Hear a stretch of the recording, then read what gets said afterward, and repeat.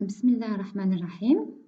Chers étudiants du département de biotechnologie, étudiants de la L3 génétique, bienvenue au cours dispensé en mode distanciel de la matière génétique et environnement. Vous allez faire ce cours, Inch'Allah, cours et aidé avec Dr Asma Blaskri.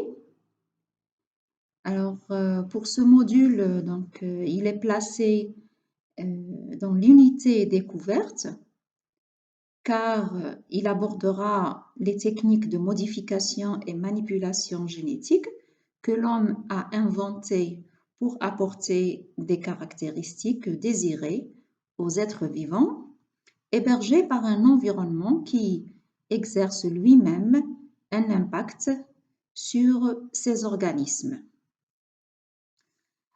Donc, l'objectif de l'enseignement de cette matière est de partager avec vous les connaissances de l'effet de l'environnement sur le matériel génétique au niveau moléculaire et des conséquences phénotypiques observées.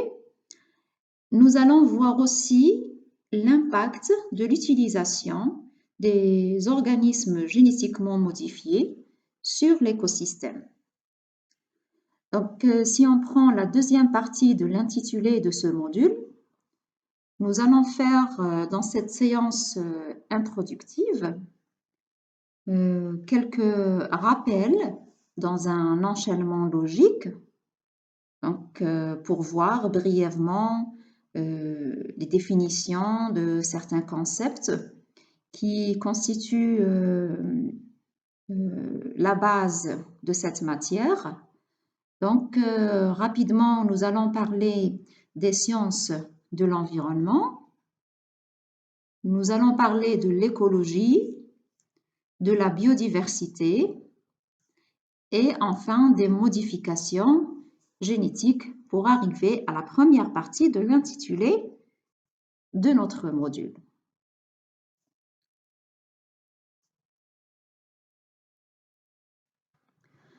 Alors, l'environnement, the environment, pour un biologiste, est cet espace physique qui héberge les êtres vivants et qui permet les interactions des uns sur les autres et aussi les interactions avec le milieu physique.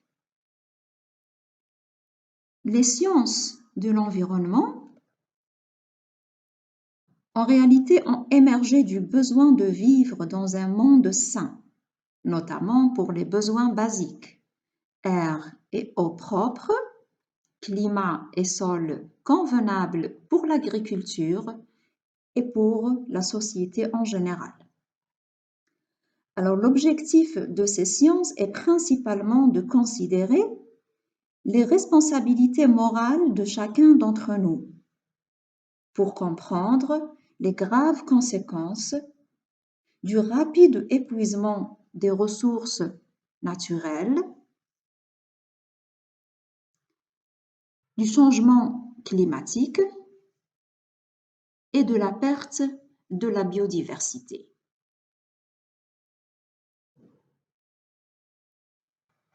Le terme environnement apparaît dans la définition de l'écologie.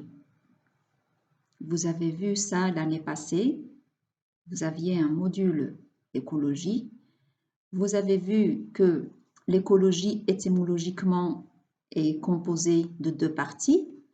Éco de oikos pour maison et logie de logos pour étude. Donc l'écologie, elle étudie l'habitat, c'est la science de l'habitat des êtres vivants.